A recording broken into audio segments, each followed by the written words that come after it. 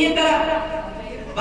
15 جولائی 1974 کو امریکہ میں ٹائمز نام میں ایک ہفتہ واری میگزین شائع ہوتی ہے جس میں ایک یہودی کا مضمون ہوتا ہے Who were history's greater، یعنی تاریخ کی عظیم شخصیات کون کون تھے، جس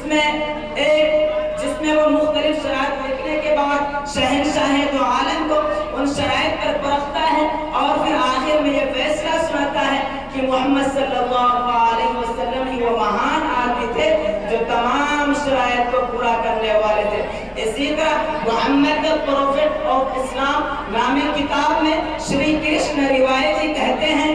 کہ محمد صلی اللہ علیہ وسلم کے شخصیت کی پوری سچائی میں اتر پانا سب سے کٹھن بات ہے، پرنتو میں کیول اس کی ایک جھلک دکھاتا ہوں۔ وہ کہتے ہیں بزنس مین محمد، اپدیشک محمد، سدھارک محمد، اناتھوں کا سہارا محمد، غلاموں کے شرکشک محمد، استریوں کے ادھار کرتا محمد، نیادھیش محمد۔ تو نراشنس کی پہلی صفت بیان کی گئی کہ وہ ایسا آدمی جس کی تعریف کی جائے۔ جب ہم محمد صلی اللہ علیہ وسلم کو دیکھتے ہیں تو ہمیں آپ کے صحابہ کا یہی حال نظر آتا ہے،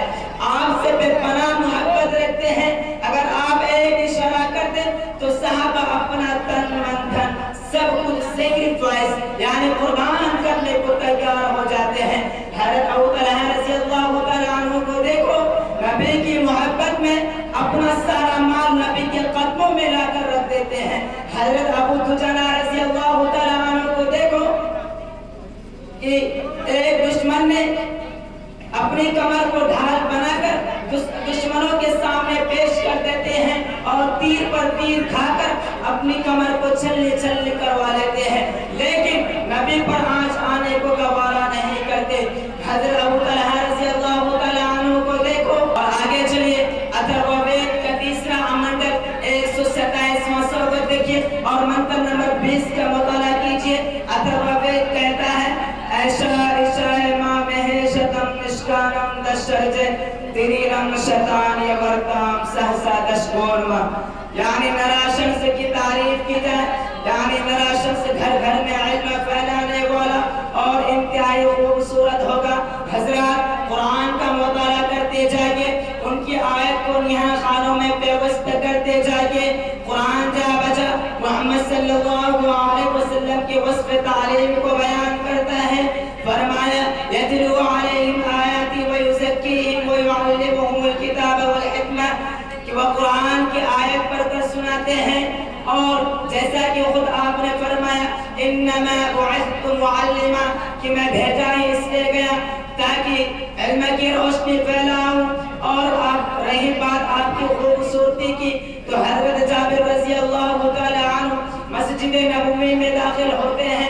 حضرت حضور صلی اللہ علیہ وسلم زمین پر لیٹے ہوئے آرام فرما رہے تھے۔ اب حضرت جابر 14ویں رات کا چاند پوری آب و تاب کے ساتھ چمک رہا ہے۔ حضرت جابر کبھی چاند کو دیکھتے ہیں، کبھی محمد صلی اللہ علیہ وسلم کا چہرہ انور کو دیکھتے ہیں، کبھی اس کو دیکھتے ہیں، کبھی اس کو دیکھتے ہیں اور بے ساختہ پکار اٹھتے ہیں کہ محمد صلی اللہ علیہ وسلم کا چہرہ 14ویں رات سے زیادہ حسین ہے۔ حضرت عائشہ رضی اللہ تعالی عنہ آپ صلی اللہ علیہ وسلم کے حسن و جمال کا نقشہ کھینچتے ہوئے فرماتی ہے کہ حضور صلی اللہ علیہ وسلم اتنے حسین تھے کہ اندھیری رات میں بندہ کمرہ میں داخل ہوتی تو میں کمرہ کے اس کی حسن کی چمک سے کمرہ کی ہر چیز روشن ہو جاتی، حتیٰ کہ میں گری ہوئی سوئی بھی اٹھا لیتی تھی۔ اور ایک جگہ تو یہ فرمایا کہ اہل مصر نے حسن یوسف کو دیکھ کر اپنی انگلیاں کاٹ لیتی، اگر وہ محمد صلی اللہ علیہ وسلم کے حسن کو دیکھ لیتی تو اپنے دلوں کو ہی کاٹ لیتی۔ برادران وطن، برادران اسلام، یہ تمام کی تمام پیشن گوئیاں اور بھوشیہ وانیاں جو ویدوں میں اور غیر مسلم کے دیگر کتابوں میں ہیں 100% محمد صلی اللہ علیہ وسلم پر صادق آتی ہے۔ اگر آپ کو میری بات کا بلیغ نہ ہو، اگر آپ کو میری بات کا یقین نہ ہو تو دیکھیں اخبار قومی جنگ اور پڑھیے رسول نمبر پنڈت वे प्रकाश आपात ये लिखते हैं और बिल्कुल बजा लिखते हैं कि मेरा काम, मेरा ड्यूटी ओनली फॉर सच्चाई को पहुंचा देना है। हज़रत ईसा अलैहिस्सलाम ने जिन अहमद नाम की पेशन गोई की है और वेद व्यास जी ने जिन कल्कि का तफसील से जिक्र किया है वो आ भी चुके हैं, अभी ना सही और ये अभी ना सही, लेकिन जब लोगों को इस बात से वाक़िफ़ हो जाएंगे तब से वे उसे एक्सेप्ट यानी कबूल कर लेंगे। मगर अफसोस कि आज नफरत के दिए जल रहे हैं, तासुब के शोले भड़क रहे हैं, जहालत की घटाएं जा रही हैं, इंतशार और इफ्तिराक की हवाएं चल रही हैं, इत्तेहाद और इत्तिफाक की चिताएं चल रही हैं और गुलशन हिंदी मक़तल हिंदी बन रहा है। किसी शायर ने कहा कि वतन की फिक्र कर नादान मुसीबत आने वाली है, कि वतन की फिक्र कर नादान मुसीबत आने वाली है, तेरे बर्बादियों के मशवरे हैं आसमानों में।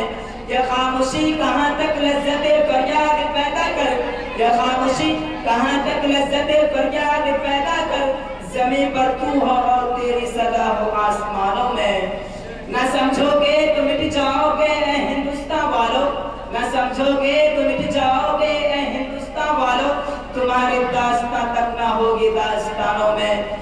मुसलमान गैर मुस्लिम में कभी इत्तेहाद ना हो सके, मुसलमान गैर मुस्लिम कभी एक प्लेटफॉर्म पर जमा ना हो सके, मुसलमान गैर मुस्लिम कभी एक दस्तरखान पर खाना ना खा सके, मुसलमान गैर मुस्लिम कभी एक दूसरे के दुख दर्द को ना समझ सके, मुसलमान और गैर मुस्लिम एक दूसरे के मजहब को ना समझ सके, क्योंकि अगर दोनों ने एक आपस में हाथ थाम लिया, आपस में भाईचारा और अमन व आमान को अपना शवा बना लिया, तो आपस की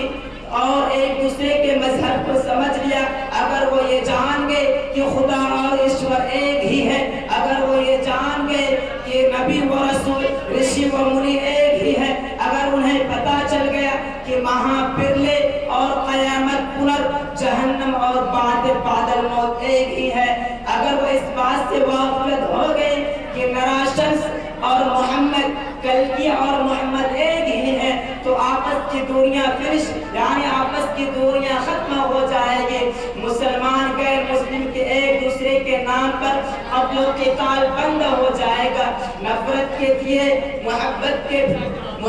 के रोशनी फैलाने लगेंगे, तासुब के शोले प्यार के फूल बरसाने लगेंगे, अंधेरे अदावत के अंधेरे और मोहब्बत के उजालों में तब्दील होने लगेंगे। ये फिरका परस्तियों आइनासो, ये फिरका परस्त ये इसके लिए सम्य कातिल है। वो ये चाहती है कि मुसलमान गैर मुस्लिम में लड़ाई कंटिन्यू रहे, मुसलमान गैर मुस्लिम में नफरत की दीवार बाकी रहे और हमारे देश की गंगा जमनी तहजीब को जिंदा किया जाए और मक़तल हिंदी से फिर गुलशन हिंदी में तब्दील किया जाए। क्योंकि अगर हिम्मत करे फिर क्या नहीं इंसान के बस में, अगर हिम्मत करे क्या नहीं इंसान के बस में, यह है कम हिम्मती जो बेबसी मालूम होती हो। अल्लाह ताला हमें समझने की तौफीक अता फरमाए। व आखिर दावाना अल्हम्दुलिल्लाहि रब्बिल आलमीन।